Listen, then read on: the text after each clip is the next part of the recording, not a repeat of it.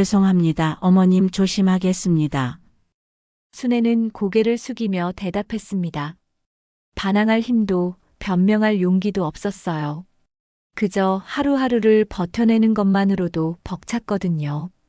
윤말수는 식탁에 앉으며 또다시 혀를 찼습니다. 너네 어머니도 글모지 읽었지? 문맹 집안이라니 부끄럽지도 않니?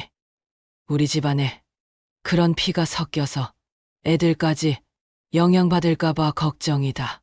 이때 순애의 아들 민수와 며느리 영희가 나왔습니다.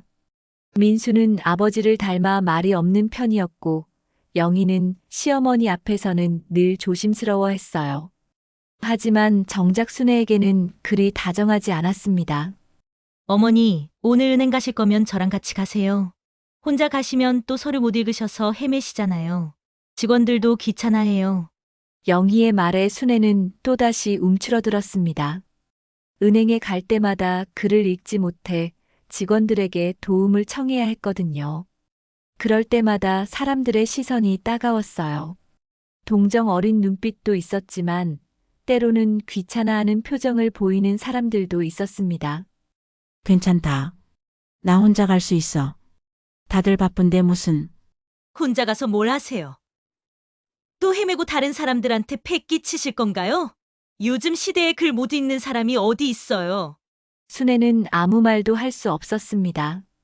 틀린 말이 아니었거든요. 하지만 가슴 깊은 곳에서는 무언가가 꿈틀거렸어요. 언젠가는 당당하게 혼자서도 모든 걸 해내고 싶다는 마음이었습니다. 윤말수는 수저를 들며 다시 한번 쐐기를 박았습니다. 그러게 어릴 때 공부 좀 했어야지. 이제 와서 뭘 하겠다고. 글자도 개미처럼 보일 텐데. 순애는 밥을 먹으면서도 목이 메었습니다. 음식이 목구멍으로 넘어가지 않았어요. 가족들은 아무렇지 않게 이야기를 나누며 식사를 계속했지만 순애 혼자만 소외된 기분이었습니다. 식사가 끝나고 가족들이 각자 일터로 떠난 후 순애는 설거지를 하며 창밖을 바라봤습니다. 이웃집 아이들이 책가방을 메고 학교로 향하는 모습이 보였어요. 저 아이들은 글을 읽고 쓸 줄 아는구나 싶어 부러웠습니다. 하루 종일 집안일에 매달린 순애는 저녁이 되어서야 잠시 쉴 수 있었어요. 하지만 그 짧은 휴식마저도 편하지 않았습니다. 내일이면 또다시 똑같은 하루가 시작될 테니까요. 시어머니의 날선 말들과 가족들의 무관심 속에서 하루하루를 버텨내는 일상이 기다리고 있었습니다. 그날 밤 순애는 잠들기 전 작은 다짐을 했습니다. 언젠가는 이 굴레에서 벗어나고 싶다고요. 하지만 어떻게 해야 할지는 막막했습니다. 오늘도 따뜻한 이야기로 찾아뵙게 되어 반갑습니다.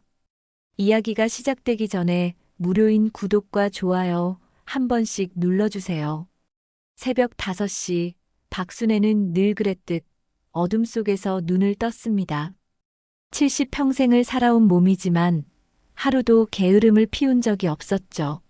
무릎이 시큰거려도 허리가 아파도 일어나야 했습니다. 가족들이 깨기 전에 해야 할 일이 산더미처럼 쌓여 있었거든요. 부엌으로 향하는 순애의 발걸음은 조심스러웠습니다. 바닥이 삐걱거리는 소리라도 낼까봐 걱정이었어요. 아직 잠들어 있을 가족들을 깨우면 안 되니까요. 가스레인지에 불을 올리고 쌀을 씻어 밥을 짓기 시작했습니다. 찬장에서 김치와 반찬을 꺼내면서도 마음 한구석은 무거웠어요. 오늘도 시어머님께서 뭐라고 하실까? 순애는 작은 한숨을 내쉬었습니다. 92세의 윤말수는 여전히 기운이 넘쳤어요. 아니, 정확히는 순애를 향한 날선 말들만큼은 기운이 넘쳤다고 해야겠죠.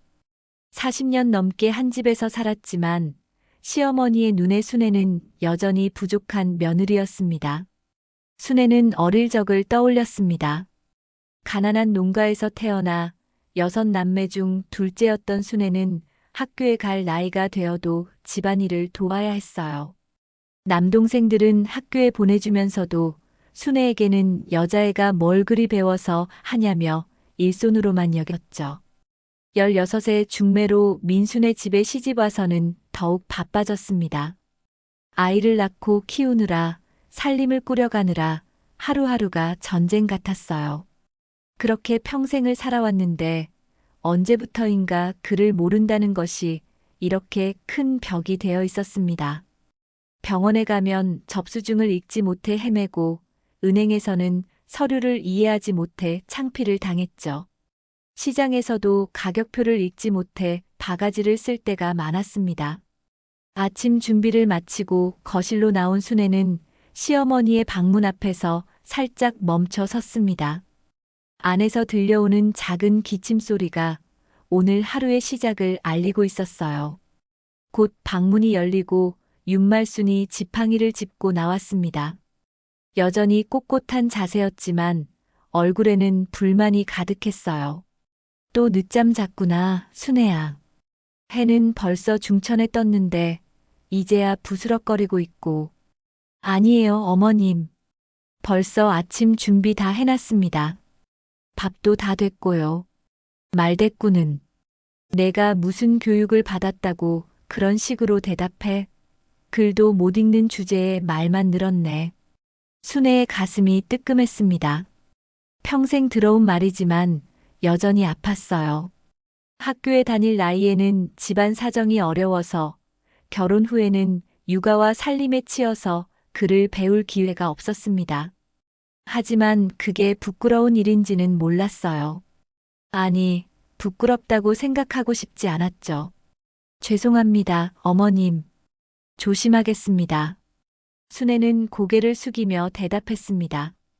반항할 힘도 변명할 용기도 없었어요. 그저 하루하루를 버텨내는 것만으로도 벅찼거든요. 윤말순은 식탁에 앉으며 또다시 혀를 찼습니다. 내 어머니도 글 못 읽었지? 문맹 집안이라니. 부끄럽지도 않니? 우리 집안에 그런 피가 섞여서 애들까지 영향받을까봐 걱정이다. 이때 순애의 아들 민수와 며느리 영희가 나왔습니다. 민수는 아버지를 닮아 말이 없는 편이었고 영희는 시어머니 앞에서는 늘 조심스러워했어요. 하지만 정작 순애에게는 그리 다정하지 않았습니다. 어머니, 오늘 은행 가실 거면 저랑 같이 가세요. 혼자 가시면 또 서류 못 읽으셔서 헤매시잖아요. 직원들도 귀찮아해요. 영희의 말에 순애는 또다시 움츠러들었습니다. 은행에 갈 때마다 글을 읽지 못해 직원들에게 도움을 청해야 했거든요. 그럴 때마다 사람들의 시선이 따가웠어요. 동정 어린 눈빛도 있었지만 때로는 귀찮아하는 표정을 보이는 사람들도 있었습니다. 괜찮다. 나 혼자 갈 수 있어. 다들 바쁜데 무슨. 혼자 가서 뭘 하세요? 또 헤매고 다른 사람들한테 폐 끼치실 건가요? 요즘 시대에 글 못 읽는 사람이 어디 있어요. 순애는 아무 말도 할 수 없었습니다. 틀린 말이 아니었거든요. 하지만 가슴 깊은 곳에서는 무언가가 꿈틀거렸어요. 언젠가는 당당하게 혼자서도 모든 걸 해내고 싶다는 마음이었습니다. 윤말순은 수저를 들며 다시 한번 쐐기를 박았습니다. 그러게 어릴 때 공부 좀 했어야지. 이제 와서 뭘 하겠다고. 글자도 개미처럼 보일 텐데. 순애는 밥을 먹으면서도 목이 메었습니다. 음식이 목구멍으로 넘어가지 않았어요. 가족들은 아무렇지 않게 이야기를 나누며 식사를 계속했지만 순애 혼자만 소외된 기분이었습니다. 식사가 끝나고 가족들이 각자 일터로 떠난 후 순애는 설거지를 하며 창밖을 바라봤습니다. 이웃집 아이들이 책가방을 메고 학교로 향하는 모습이 보였어요. 저 아이들은 글을 읽고 쓸 줄 아는구나 싶어 부러웠습니다. 하루 종일 집안일에 매달린 순애는 저녁이 되어서야 잠시 쉴 수 있었어요. 하지만 그 짧은 휴식마저도 편하지 않았습니다. 내일이면 또다시 똑같은 하루가 시작될 테니까요. 시어머니의 날선 말들과 가족들의 무관심 속에서 하루하루를 버텨내는 일상이 기다리고 있었습니다. 그날 밤 순애는 잠들기 전 작은 다짐을 했습니다. 언젠가는 이 굴레에서 벗어나고 싶다고요. 하지만 어떻게 해야 할지는 막막했습니다. 일주일 후 온 가족이 모인 저녁 식사 자리였습니다. 민수가 회사에서 일찍 들어왔고 영희도 마트에서 장을 본 후 집에 와 있었어요. 손주인 지민이도 학원을 마치고 돌아와 숙제를 하고 있었죠. 드물게 가족이 모두 모인 시간이었습니다. 순애는 평소보다 정성스럽게 저녁상을 차렸습니다. 민수가 좋아하는 된장찌개에 김치전까지 부쳤어요. 윤말순도 기분이 좋아 보였습니다. 손주가 곁에 있으니 얼굴이 한결 부드러워졌거든요. 지민아, 할머니한테 와서 인사해라. 안녕하세요, 증조 할머니. 그래, 우리 지민이가 제일 예쁘다. 공부는 잘하고 있지? 네, 이번에 받아쓰기 시험에서 100점 맞았어요. 윤말순의 얼굴이 환해졌습니다. 순애를 볼 때와는 완전히 다른 표정이었어요. 순애는 그 모습을 보며 씁쓸했지만 손주가 칭찬받는 건 기뻤습니다. 그래, 역시 우리 집 피는 달라. 공부 잘하는 건 핏줄이야. 너희 아빠도 어릴 때 똑똑했거든. 민수는 쑥스러워하며 밥을 먹었습니다. 영희도 웃으며 지민이의 머리를 쓰다듬었어요. 화기애애한 분위기였습니다. 순애도 마음이 조금 가벼워졌어요. 하지만 그 평화는 오래가지 않았습니다. 영희가 무심코 한 말이 분위기를 바꿔놓았거든요. 어머니, 내일 지민이 학부모 상담 있는데 같이 가실래요? 선생님이 학습 상황 설명해 주신다고 하거든요. 순애는 고개를 들었습니다. 손주의 학교 일에 참여하고 싶었어요. 하지만 영희의 다음 말이 순애의 마음을 짓밟았습니다. 아, 그런데 상담 자료를 미리 읽어보라고 하시네요. 어머니는 글을 못 읽으시니까. 순애의 얼굴이 붉어졌습니다. 손주 앞에서 이런 이야기를 하다니. 지민이가 순애를 바라보는 시선이 느껴졌어요. 아이는 아직 어려서 상황을 완전히 이해하지 못했지만 뭔가 이상하다는 건 알 수 있었습니다. 할머니는 왜 글을 못 읽어요? 지민이의 순진한 질문에 식탁이 조용해졌습니다. 민수는 젓가락을 내려놓고 난처해했어요. 영희는 자신이 실수했다는 걸 깨달았지만 이미 늦었습니다. 윤말순이 입을 열었습니다. 내 할머니는 어릴 때 공부를 안 해서 그래. 요즘 시대에 글 못 읽는 사람이 어디 있겠니? 어머님, 그만하세요. 민수가 조심스럽게 말렸지만 윤말순은 멈추지 않았습니다. 뭘 그만해? 사실이잖아. 내 어머니 글도 못 읽지? 문맹이라 부끄럽지도 않니? 우리 집안이 이 꼴 난 것도 다 그 때문이야. 순애는 숨이 막혔습니다. 평소에도 혼자 있을 때 듣던 말이었지만 온 가족이 모인 자리에서 특히 손주 앞에서 이런 말을 듣다니 가슴이 찢어질 것 같았어요. 어머님, 제발. 순애가 떨리는 목소리로 간청했지만 윤말순은 이미 흥분해 있었습니다. 제발은 무슨, 내가 글만 알았어도 우리 집안이 이 꼴은 안 났을 거야. 은행에서도 창피하고 병원에서도 창피하고 내 때문에 우리가 얼마나 무안한지 알아? 그 순간이었습니다. 윤말순이 갑자기 숨을 헐떡이기 시작했어요. 얼굴이 빨갛게 달아오르더니 손이 부들부들 떨렸습니다. 어머님, 민수가 소리쳤습니다. 윤말순의 몸이 옆으로 기울어지더니 의식을 잃고 쓰러졌어요. 젓가락이 바닥에 떨어지는 소리가 크게 울렸습니다. 할머니, 지민이가 놀라서 울음을 터뜨렸습니다. 영희는 당황해서 어쩔 줄 몰랐어요. 민수는 급히 윤말순을 부축하려 했지만 손이 떨려서 제대로 하지 못했습니다.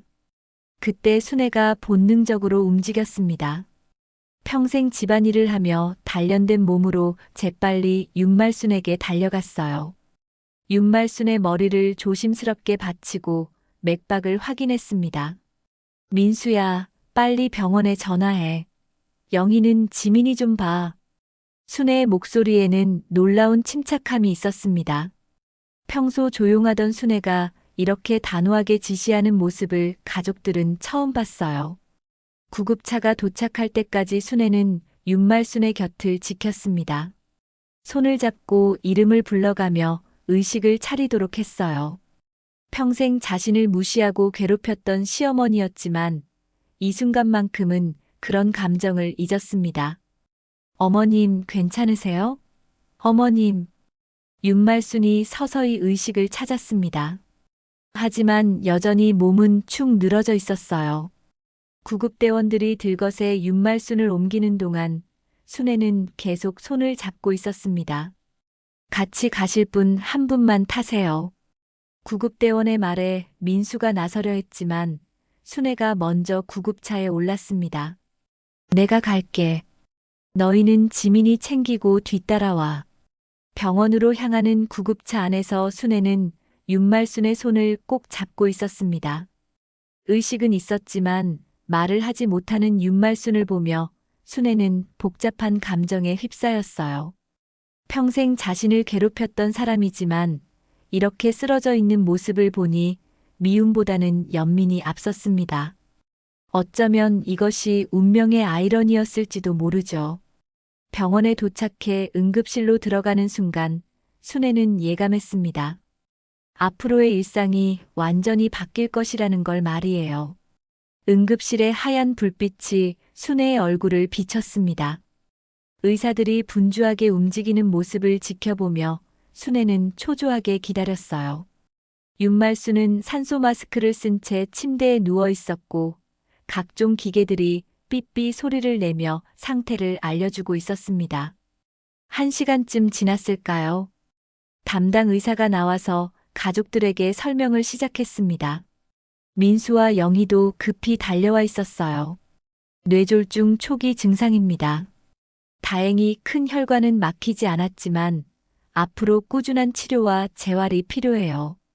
특히 처음 몇 주가 중요합니다. 의사의 말에 가족들의 얼굴이 어두워졌습니다.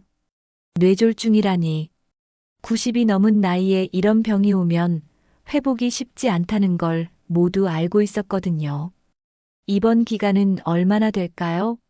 민수가 조심스럽게 물었습니다. 최소 한 달은 입원 치료를 받으셔야 할 것 같습니다. 그 후에도 집에서 지속적인 간병이 필요하고요. 말씀하시는 것도 당분간 어려우실 겁니다. 순애는 가슴이 무거워졌습니다. 한 달 입원에 그 후에도 간병이라니. 누가 돌봐야 할지는 뻔했어요. 민수는 회사를 다녀야 하고 영희도 파트타임 일을 하고 있었거든요. 병실로 옮겨진 윤말순을 보며 순애는 복잡한 심정이었습니다. 평생 자신을 괴롭혔던 시어머니가 이렇게 무력하게 누워있는 모습이 낯설었어요. 말도 제대로 못하고 혼자서는 움직일 수도 없는 상태였습니다. 어머니, 우리가 교대로 간병을 해야겠어요. 영희가 조심스럽게 말했습니다. 하지만 그 말 속에는 이미 순애에게 떠넘기겠다는 뜻이 숨어 있었어요. 제가 할게요. 순애가 담담하게 대답했습니다. 예상했던 일이었거든요. 사실 다른 선택의 여지도 없었어요. 어머니, 혼자서 다 하시긴 힘드실 텐데.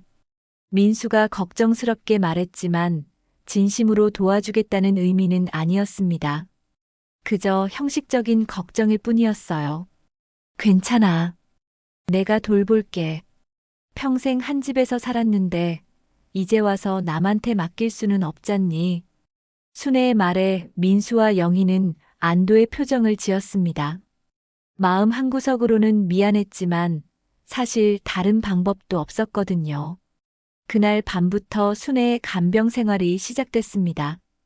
병원 침대 옆 간이 침대에서 잠을 자며 윤말순을 돌봤어요. 밤중에 깨서 기저귀를 갈아주고 물을 먹여주고 몸을 뒤척여주는 일을 반복했습니다. 윤말순은 말을 할 수 없었지만 눈빛만으로도 불만을 표현했습니다. 순애가 하는 모든 일이 마음에 들지 않는다는 듯이 째려봤어요.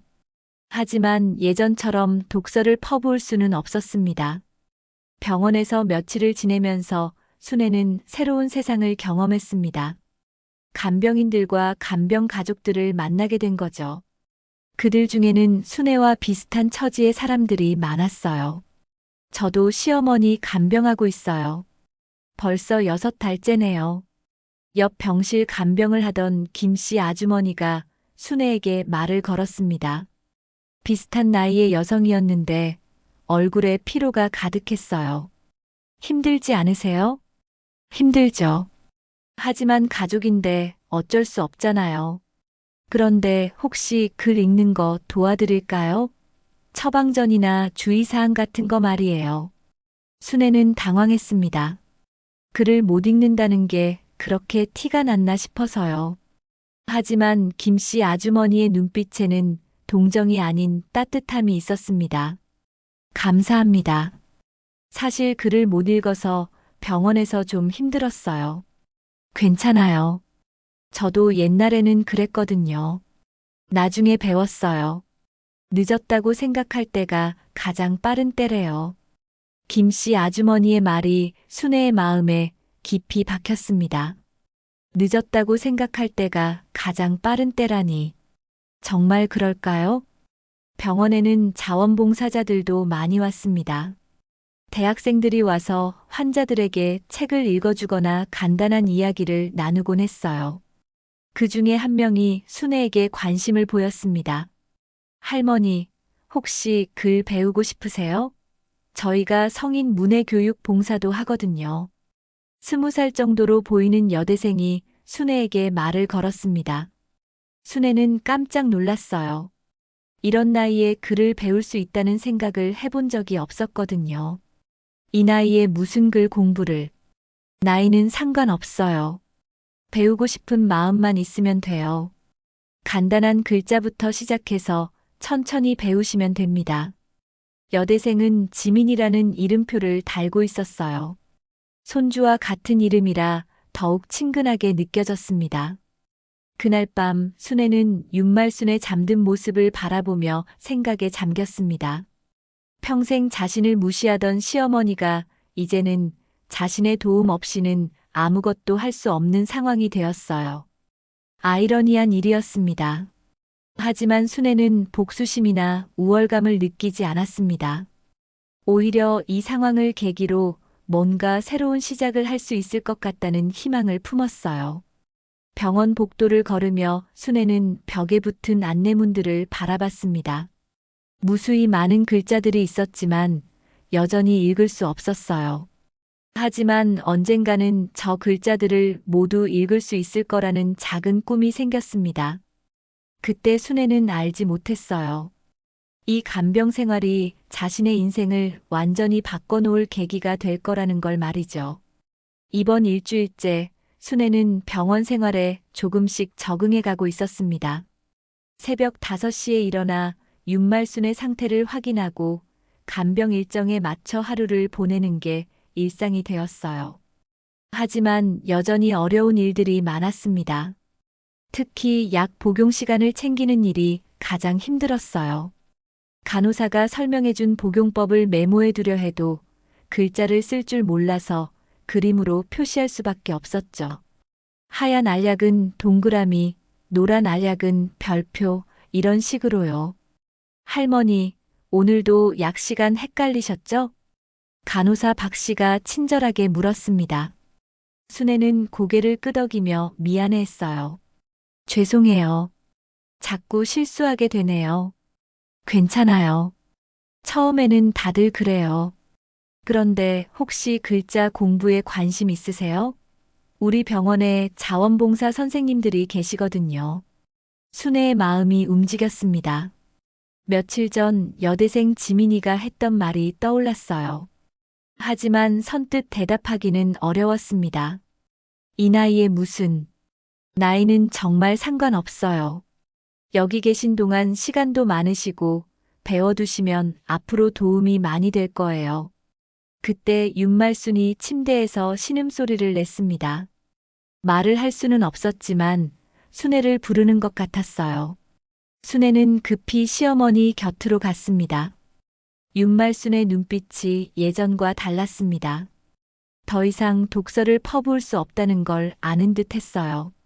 하지만 여전히 순애를 향한 시선에는 무시하는 기색이 남아 있었습니다. 점심시간이 되자 김씨 아주머니가 찾아왔습니다. 옆 병실에서 간병하는 분이었는데 순애와 친해졌어요. 순애 씨, 오늘 자원봉사 선생님 오신다는데 같이 해보실래요? 글자 배우는 거 말이에요. 순애는 망설였습니다. 윤말순이 깨어있는 상태에서 글 공부를 한다는 게 꺼려졌거든요. 평생 자신을 문맹이라고 놀렸던 시어머니 앞에서 글자를 배우는 모습을 보이고 싶지 않았어요. 하지만 김씨 아주머니의 격려에 마음이 기울었습니다. 저도 60에 시작했어요. 처음엔 창피했지만 배우고 나니까 세상이 달라 보이더라고요. 병원 안내문도 읽고 처방전도 이해하고 오후 2시 자원봉사 선생님이 도착했습니다. 30대 초반으로 보이는 여성이었는데 이름이 김미영이라고 했어요. 손에는 큰 가방을 들고 있었고 그 안에는 글자 카드와 연습장이 들어 있었습니다. 안녕하세요. 부담 갖지 마세요. 천천히 재미있게 해봐요. 미영의 목소리는 따뜻했습니다. 순애는 조금씩 마음을 열기 시작했어요. 먼저 본인 이름부터 써보실까요? 미영이 연습장과 굵은 펜을 건네줬습니다. 순애는 펜을 잡는 것도 어색했어요. 평생 붓으로만 간단한 표시를 했을 뿐이었거든요. 박순애. 이렇게 쓰는 거예요. 미영이 먼저 한 번 써보였습니다. 순애는 그 글자를 따라 쓰려고 했지만 손이 떨렸어요. 글자가 삐뚤빼뚤했고 마치 아이가 쓴 것 같았습니다. 잘하셨어요. 처음 치고는 정말 잘 따라 하셨네요. 미영의 칭찬에 순애는 얼굴이 빨개졌습니다. 70평생 살면서 글자를 잘 썼다는 칭찬을 받아본 적이 없었거든요. 그때 윤말순이 고개를 돌려 순애를 바라봤습니다. 말은 할 수 없었지만 눈빛으로 뭔가를 전하려고 하는 것 같았어요. 순애는 시어머니의 시선이 부담스러웠지만 공부를 멈추지 않았습니다. 이제 간단한 단어들을 배워볼까요? 엄마, 아빠, 집 이런 것부터요. 1시간 동안 공부하는 동안 순애는 완전히 집중했습니다. 처음으로 자신만을 위한 시간이었어요. 가족을 위해서도 시어머니를 위해서도 아닌 오직 자신을 위한 시간이었습니다. 오늘 수고하셨어요. 내일도 같은 시간에 올게요. 집에서도 연습해 보세요. 미영이 떠난 후 순애는 연습장을 들여다봤습니다. 자신이 쓴 글자들이 신기했어요. 삐뚤빼뚤하지만 분명히 글자였습니다. 저녁 시간 민수와 영희가 면회를 왔습니다. 어머니 상태는 어때요? 조금씩 나아지는 것 같아. 손가락 움직임도 조금 좋아졌고 영희가 순애의 손에 든 연습장을 발견했습니다. 어머니, 이게 뭐예요? 순애는 당황했습니다. 들키고 싶지 않았는데 연습장을 숨기지 못했어요. 아, 그냥 글자 연습을 조금. 글자 연습을요? 이 나이에? 영희의 목소리에는 의외라는 기색이 역력했습니다. 민수도 놀란 표정이었어요. 병원에서 자원봉사 선생님이 와서 시간도 있고 해서 순애는 변명하듯 말했습니다. 왜 당당하지 못할까요? 글을 배우는 게 부끄러운 일은 아닌데 말이에요. 그래요, 좋은 일이네요. 배워두시면 도움 될 거예요. 민수가 격려해줬지만 그 말이 진심인지는 확신할 수 없었습니다. 그날 밤 윤말순이 잠든 사이 순애는 몰래 연습장을 펼쳤습니다. 침대 옆 작은 스탠드 불빛 아래서 오늘 배운 글자들을 다시 써봤어요. 박순애, 엄마, 아빠, 집. 한 글자 한 글자 정성스럽게 썼습니다. 손이 아팠지만 마음은 뿌듯했어요. 평생 해보지 못했던 일을 하고 있다는 기쁨이었습니다. 문득 윤말순이 뒤척이는 소리가 들렸습니다. 순애는 급히 연습장을 덮고 시어머니를 살폈어요. 윤말순의 눈이 살짝 떠져 있었는데 순애를 바라보고 있었습니다. 말을 할 수 없는 윤말순의 눈빛을 순애는 읽을 수 없었습니다. 하지만 예전처럼 차갑지만은 않았어요. 뭔가 복잡한 감정이 섞여 있는 것 같았습니다. 순애는 그날 밤 다짐했습니다. 더 이상 무시당하지 않겠다고, 당당하게 살겠다고 말이에요. 한 달이 지나고 윤말순은 태어나게 되었습니다. 많이 회복되었지만 여전히 말을 제대로 하지 못했고 혼자 걷기도 어려운 상태였어요. 집에서의 간병이 시작된 거죠. 순애는 병원에서 배운 간병법을 집에서도 그대로 적용했습니다. 무엇보다 달라진 건 순애였어요. 병원에서 한 달 동안 글자 공부를 하면서 자신감이 생겼거든요. 이제는 간단한 단어들을 읽을 수 있었고 자신의 이름도 또박또박 쓸 수 있었습니다. 어머님, 오늘 약 드실 시간이에요. 순애는 이제 약 봉지에 적힌 글자를 조금씩 읽을 수 있었습니다. 완전하지는 않았지만 아침, 점심, 저녁 정도는 구분할 수 있었어요. 윤말순은 침대에 누워 순애를 바라봤습니다. 말을 할 수 없어 답답해했지만 순애의 변화를 느끼고 있었어요. 미영 선생님은 일주일에 2번씩 집으로 와서 순애를 가르쳤습니다. 거실 한쪽에서 조용히 공부하는 시간이 순애에게는 가장 소중했어요. 순애 씨, 정말 많이 늘었어요. 이제 문장도 조금씩 읽으실 수 있겠네요. 미영의 칭찬에 순애는 뿌듯했습니다. 하지만 가족들의 시선은 여전히 부담스러웠어요. 특히 영희가 집에 있을 때는 글 공부하는 모습을 보이기가 어려웠습니다. 어머니, 이 나이에 글 공부가 무슨 소용이에요? 차라리 그 시간에 시어머님 간병이나 더 신경 쓰세요. 영희의 말에 순애는 위축되었습니다. 틀린 말은 아니었거든요. 윤말순을 돌보는 것만으로도 하루가 빠듯했는데 글 공부까지 하는 게 욕심일까 싶기도 했어요. 하지만 순애는 포기하지 않았습니다. 밤늦게 모든 가족이 잠든 후에 몰래 연습장을 펼쳤어요. 부엌 식탁에 앉아 작은 전등 불빛 아래서 글자를 쓰고 또 썼습니다. 어느 날 아침이었습니다.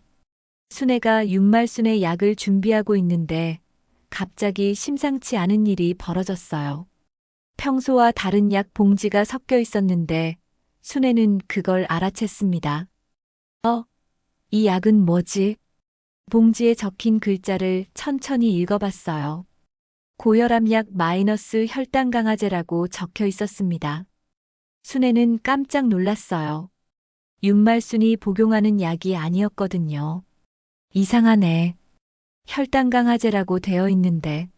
순애는 급히 다른 약 봉지들을 확인했습니다. 그러자 더 큰 문제를 발견했어요. 윤말순의 고혈압 약이 당뇨병 환자용 약과 바뀌어 있었던 거죠. 만약 순애가 글을 읽지 못했다면 그대로 약을 먹였을 겁니다. 그랬다면 윤말순은 위험한 상황에 빠졌을 거예요. 혈당이 급격히 떨어져서 의식을 잃을 수도 있었겠죠. 순애는 급히 병원에 전화했습니다. 여보세요? 약이 바뀐 것 같은데요. 고혈압약 대신 혈당 강화제가 들어있어요. 아, 죄송합니다. 약국에서 실수가 있었나 보네요. 절대 드시지 마시고 바로 가져오세요. 순애는 안도의 한숨을 쉬었습니다. 다행히 큰 사고를 막을 수 있었어요. 만약 글을 읽지 못했다면 어떻게 되었을까요? 그날 오후 민수와 영희가 집에 왔습니다. 약 봉지가 바뀐 일을 들은 영희는 순애를 나무랐어요. 어머니, 그러게 약 관리를 좀 제대로 하시라고 했잖아요. 만약 잘못 드셨으면 어쩔 뻔했어요? 순애는 억울했습니다. 자신이 잘못한 게 아니라 약국에서 실수한 건데 왜 자신을 탓하는 걸까요? 아니야, 내가 글자를 읽어서 알아낸 거야. 만약 못 읽었으면 그냥 먹였을 뻔했어. 뭐라고요? 어머니가 글자를 읽었다고요? 영희는 믿기지 않는다는 표정이었습니다. 민수도 놀란 눈으로 순애를 바라봤어요. 병원에서 글 공부했잖아. 이제 간단한 건 읽을 수 있어. 순애는 당당하게 대답했습니다. 처음으로 자신의 능력을 자랑스럽게 말하는 순간이었어요. 하지만 영희의 반응은 예상과 달랐습니다. 그래서 뭐 어쩌겠다는 거예요? 이제 글 몇 자 안다고 우쭐해지시는 건가요? 어차피 늦었잖아요. 영희야, 그렇게 말하지 마. 민수가 말렸지만 영희는 멈추지 않았습니다. 아니에요. 아버지도 모르시나 봐요. 어머니가 무식해서 우리가 얼마나 창피했는지. 이제 와서 글 몇 자 배웠다고 뭐가 달라져요? 순애의 가슴이 찢어졌습니다. 생명을 구할 뻔한 일인데 오히려 핀잔을 듣다니. 하지만 이번에는 참지 않았어요. 그래, 늦었어. 하지만 늦었다고 해서 포기할 수는 없잖아. 오늘처럼 도움이 되는 일도 있고.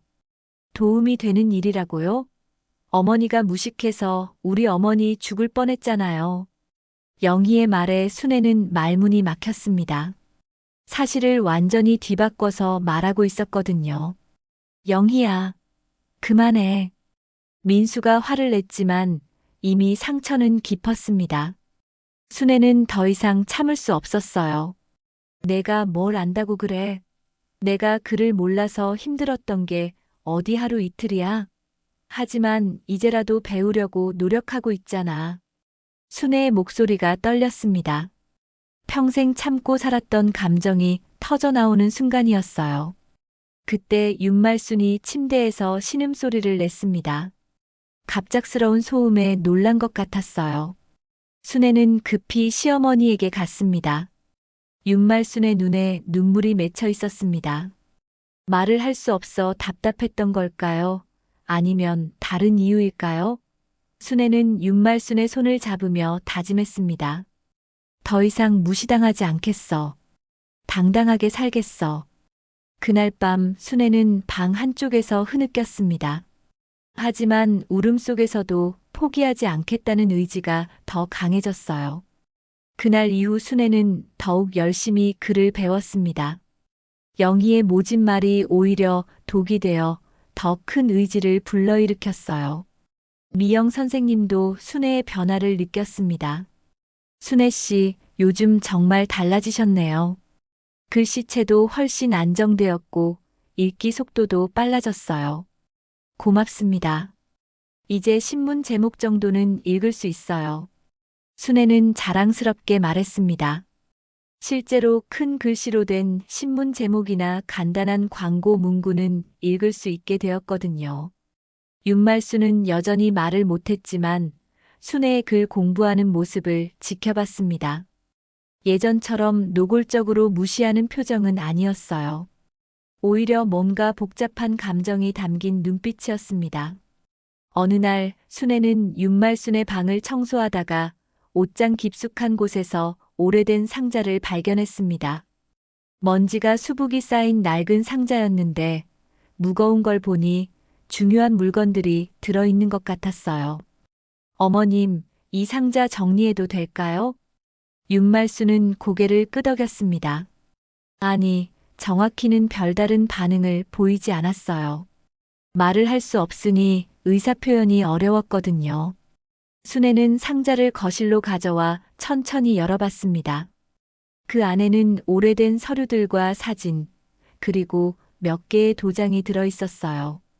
서류들은 대부분 한문으로 되어 있어서 읽기 어려웠지만 한글로 된 것들도 있었습니다. 이게 뭐지? 순애는 한 장의 서류를 집어들었습니다. 글씨가 작아서 읽기 어려웠지만 천천히 따라 읽어봤어요. 차용증, 연대보증인, 윤말순. 순애의 눈이 커졌습니다. 시어머니의 이름이 연대보증인으로 적혀 있었던 거예요. 금액을 보니 상당한 액수였습니다. 더 자세히 읽어보니 충격적인 내용이었습니다. 윤말순이 젊은 시절 지인의 빚 보증을 잘못 써서 집안이 파산 위기에 몰렸던 기록이었어요. 그것도 글을 제대로 읽지 못해서 생긴 일이었습니다. 다른 서류들도 확인해 봤습니다. 법원에서 온 통지서, 재산 압류 관련 서류들이 있었어요. 모두 윤말순이 문서 내용을 제대로 이해하지 못해서 벌어진 일들이었습니다. 이럴 수가. 순애는 믿기지 않았습니다. 평생 자신을 문맹이라고 놀리던 시어머니가 사실은 자신도 글을 제대로 읽지 못해 큰 실수를 저질렀던 거였어요. 상자 맨 아래에는 일기장 같은 수첩이 있었습니다. 윤말순이 쓴 것 같았는데 글씨가 삐뚤빼뚤했어요. 순애도 이제는 그 정도 글씨는 읽을 수 있었습니다. 순애가 글을 못 읽는다고 자꾸 말하는데 사실 나도 그때 그 일로 부끄럽다. 하지만 어쩔 수 없다. 누가 알까봐. 순애는 손이 떨렸습니다. 시어머니가 자신을 괴롭혔던 진짜 이유를 알 것 같았어요. 자신의 과거를 숨기기 위해, 자신의 부끄러움을 가리기 위해 순애를 희생양으로 삼았던 거였습니다. 더 읽어보니 윤말순의 속마음이 드러났습니다. 순애는 착한 아이다. 하지만 내 과거를 아는 사람이 있으면 집안 망신이다. 차라리 순애가 못 배운 걸로. 순애는 복잡한 감정에 휩싸였습니다. 분노와 동시에 연민이 들었어요. 시어머니도 자신처럼 글을 몰라서 고생했던 거였습니다. 하지만 그걸 숨기기 위해 순애를 희생시켰다는 사실은 용서하기 어려웠어요. 그때 윤말순이 침대에서 신음소리를 냈습니다. 순애가 뭔가를 들고 있는 걸 본 것 같았어요. 순애는 서류들을 정리하며 시어머니에게 갔습니다. 윤말순의 눈에는 두려움이 가득했습니다. 자신의 비밀이 들통난 걸 알았던 거죠. 순애는 윤말순의 손을 잡았습니다. 어머님. 윤말순은 눈물을 흘리기 시작했습니다. 말을 할 수 없어 더욱 답답했을 거예요. 순애도 눈물이 났습니다. 미움과 연민이 뒤섞인 복잡한 감정이었어요. 저녁에 민수와 영희가 돌아왔습니다. 순애는 발견한 서류들을 보여줄지 고민했어요. 하지만 결국 말하지 않기로 했습니다. 아직은 때가 아니라고 생각했거든요. 어머니, 오늘은 좀 어때요? 괜찮아. 조금씩 나아지는 것 같아. 순애는 평상시처럼 대답했습니다. 하지만 마음속으로는 큰 변화가 일어나고 있었어요. 그날 밤 순애는 윤말순 곁에 앉아 있었습니다. 시어머니는 잠들어 있었지만 순애는 잠이 오지 않았어요. 어머님도 힘드셨겠어요. 순애는 작은 목소리로 혼잣말했습니다. 하지만 그렇다고 해서 자신이 받은 상처가 사라지는 건 아니었어요. 순애는 결심했습니다. 이제는 진실을 밝힐 때가 왔다고요. 더 이상 숨어서 눈치만 보며 살 수는 없었습니다. 상자 속 서류들은 순애에게 큰 무기가 되어줄 거였어요. 평생 문맹이라고 놀림받으며 살았지만 이제는 달랐습니다. 글을 읽을 수 있게 되었고 진실도 알게 되었거든요. 순애는 내일 가족들에게 모든 걸 말하기로 마음먹었습니다. 더 이상 참지 않겠다고, 당당하게 살겠다고 다짐했어요. 다음 날 저녁 순애는 온 가족이 모인 식사 자리에서 중요한 발표를 하기로 결심했습니다. 민수와 영희, 그리고 손주 지민이까지 모두 모여 있었어요. 윤말순도 휠체어를 타고 식탁에 함께 했습니다. 순애는 며칠 전 발견한 상자를 거실 한쪽에 미리 준비해 두었어요. 마음의 준비도 마쳤습니다. 더 이상 숨지 않고 당당하게 말할 때가 온 거죠. 가족들에게 할 말이 있어요. 순애의 목소리는 평소와 달리 단호했습니다. 가족들이 고개를 들어 순애를 바라봤어요. 뭔 일이세요, 어머니? 민수가 물었습니다. 영희도 궁금한 표정이었어요. 지민이는 숙제를 하다가 잠시 멈추고 할머니를 바라봤습니다. 순애는 천천히 일어나서 상자를 가져왔습니다. 무거운 상자를 식탁 위에 올려놓자 가족들이 의아해했어요. 시어머님 방에서 발견한 건데요. 중요한 게 들어있더라고요. 순애는 상자를 열었습니다. 그리고 그 안에서 오래된 서류들을 꺼내기 시작했어요. 윤말순의 얼굴이 창백해졌습니다. 이게 뭐예요? 영희가 물었습니다. 순애는 첫 번째 서류를 들어 올렸어요. 차용증입니다. 연대보증인으로 시어머님 이름이 적혀 있어요. 순애는 또박또박 읽기 시작했습니다. 가족들은 깜짝 놀랐어요. 순애가 이렇게 긴 문장을 읽을 수 있다는 것도 놀라웠지만 서류 내용이 더 충격적이었거든요. 차용 금액 3천만 원. 연대보증인 윤말순. 만약 상환하지 못할 시에는. 순애의 목소리가 식탁을 가득 채웠습니다. 민수는 아버지에게 들은 적 없는 이야기였어요. 영희는 믿기지 않는다는 표정으로 순애를 바라봤습니다. 어머니, 정말로 그걸 읽고 계신 거예요? 네, 읽고 있어요.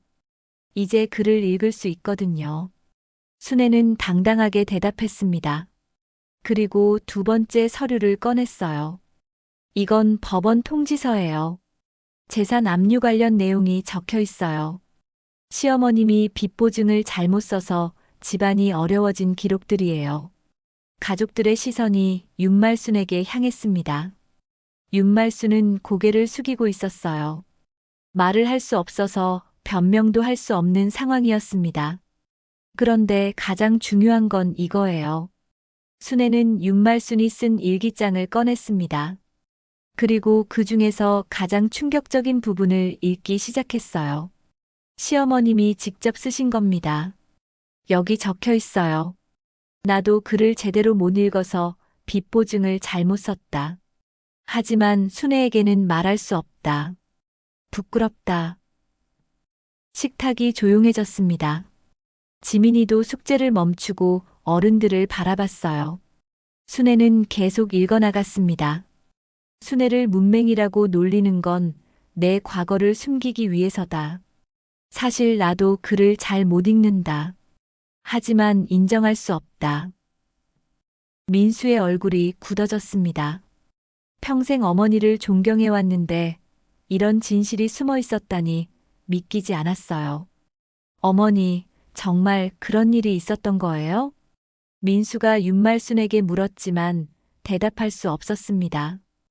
윤말순은 눈물만 흘릴 뿐이었어요. 영희는 더욱 충격받았습니다. 그동안 순애를 무시하고 놀렸는데 사실은 시어머니도 비슷한 처지였다니요. 그럼 할머니가 그동안 우리 어머니한테 한 말들은 네, 다 거짓말이었어요. 자기 부끄러움을 감추기 위해서 저를 희생시킨 거였어요. 민수가 말을 잇지 못했습니다. 어머니인 순애에게 미안한 마음이 컸어요. 여기에 적혀 있습니다. 순애가 글을 배우려고 하면 막아야 한다. 내 비밀이 들통날까봐 무섭다. 이 말에 영희가 깜짝 놀랐습니다. 자신이 순애의 글 공부를 반대했던 이유가 사실은 윤말순의 계획이었다는 걸 깨달았거든요. 할머니가 그런 얘기를 하셨나요? 영희가 윤말순을 바라봤지만 윤말순은 고개만 숙이고 있었어요. 순애는 서류들을 정리하며 말했습니다. 평생 문맹이라고 놀림받으며 살았어요. 은행에서도 병원에서도 심지어 이 집에서도 무시당했죠. 하지만 이제는 다릅니다. 순애는 윤말순을 바라봤습니다. 시어머님, 이제 더 이상 숨길 필요 없어요. 우리 둘 다 글을 못 읽어서 힘들었던 거잖아요. 하지만 저는 배웠어요. 늦었지만 배웠습니다. 윤말순이 고개를 들어 순애를 바라봤습니다. 눈에는 미안함과 부끄러움이 가득했어요. 순애는 가족들을 둘러봤습니다. 그리고 여러분들에게도 말하고 싶어요. 더 이상 저를 무시하지 마세요. 저도 배우고 있고 노력하고 있어요. 그를 모른다고 해서 가치 없는 사람은 아니거든요. 지민이가 갑자기 일어나서 순애에게 다가왔습니다. 할머니, 정말 대단해요. 이제 같이 책 읽을 수 있겠네요. 지민이의 순수한 반응에 순애는 눈물이 났습니다. 이 어린 손주만이 자신을 진정으로 이해해주는 것 같았어요. 민수와 영희는 아무 말도 하지 못했습니다.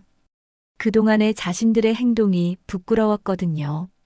순애는 마지막으로 윤말순에게 말했습니다. 어머님, 이제 서로 기대고 살아요. 숨길 것도 부끄러워할 것도 없어요. 늦었지만 함께 배워가면 되잖아요. 그 순간 윤말순이 떨리는 손으로 순애의 손을 잡았습니다. 말은 할 수 없었지만 눈빛으로 사과의 마음을 전했어요. 길고 고통스러웠던 진실 공개가 끝났습니다. 이제 진짜 치유의 시간이 시작될 차례였어요. 진실이 밝혀진 후 며칠간 집안은 조용했습니다. 가족들 모두 충격에서 벗어나지 못했거든요. 특히 민수와 영희는 그동안 순애에게 했던 말과 행동들을 돌이켜보며 후회하고 있었어요. 윤말수는 여전히 말을 하지 못했지만 표정이 많이 달라졌습니다. 예전처럼 차갑고 날카로운 눈빛이 아니라 미안함과 부끄러움이 섞인 눈빛이었어요. 순애를 볼 때마다 고개를 숙이곤 했습니다. 일주일 후 윤말순에게 기적 같은 일이 일어났습니다. 갑자기 말을 할 수 있게 된 거예요. 처음에는 단어 몇 개만 겨우 내뱉을 수 있었지만 점점 문장을 만들 수 있게 되었습니다. 그리고 윤말순이 처음으로 한 말은 순애에게 하는 사과였습니다. 순애야, 미안하다. 목소리는 떨렸지만 분명한 사과였어요. 순애는 그 말을 듣고 눈물을 흘렸습니다. 평생 기다렸던 말이었거든요. 어머님, 내가 정말 잘못했다. 내가 글을 못 읽는다고 그렇게 괴롭혔는데 사실은 나도. 윤말순의 목소리가 떨렸습니다. 말을 끝까지 하기 어려워했어요. 괜찮아요, 어머님. 이제 다 알고 있어요. 순애는 윤말순의 손을 잡았습니다. 더 이상 미워하고 싶지 않았어요. 오히려 불쌍하다는 생각이 들었습니다. 나도 글을 제대로 못 읽어서 그 빚보증일로 집안이 망할 뻔했어. 그게 너무 부끄러워서 너를 이제 그만해요. 다 지난 일이에요. 순애는 윤말순을 다독였습니다. 원망할 마음도 있었지만 이제는 용서하고 싶었어요. 그때 민수와 영희가 방에 들어왔습니다. 윤말순이 다시 말할 수 있게 되었다는 소식을 들었거든요. 어머니, 정말 말씀하실 수 있게 되셨네요. 민수가 기뻐했습니다. 하지만 동시에 어머니인 순애에게 사과해야 한다는 마음이 무거웠어요. 어머니, 그동안 정말 죄송했습니다. 영희가 순애에게 깊이 고개를 숙였습니다. 저희가 어머니를 너무 몰랐어요. 그동안 얼마나 힘드셨을까요? 괜찮다. 이제 다 이해해. 순애는 며느리를 일으켜 세웠습니다. 더 이상 서로를 탓할 시간은 없었어요. 민수도 어머니에게 다가왔습니다. 어머니, 저도 잘못했어요. 진작에 알아차렸어야 했는데 어머니가 얼마나 억울하셨을까요? 내가 무슨 잘못이 있어? 아들이 어머니 편 드는 게 당연하지. 순애는 아들을 감싸 안았습니다. 가족들의 진심 어린 사과를 받으니 마음이 한결 가벼워졌어요. 그때 지민이가 학교에서 돌아왔습니다. 할머니가 다시 말할 수 있게 되었다는 소식을 듣고 뛰어왔어요. 증조 할머니, 정말 말할 수 있어요? 그래. 우리 지민아. 할머니가 미안하다. 윤말수는 증손자를 보며 눈물을 흘렸습니다. 지민이는 잘 이해하지 못했지만 어른들이 모두 우는 걸 보니 뭔가 중요한 일이 일어났다는 걸 알았어요. 할머니, 이제 같이 책 읽어요. 지민이가 순애에게 말했습니다. 그리고 책가방에서 동화책을 꺼냈어요. 할머니가 글 배운 거 정말 멋있어요. 저도 할머니처럼 열심히 공부할래요. 지민이의 말에 순애는 뿌듯했습니다. 손주가 자신을 존경한다는 게 믿기지 않았어요. 그래, 할머니랑 같이 읽자. 순애는 지민이와 함께 책상에 앉았습니다. 그리고 천천히 동화책을 읽기 시작했어요.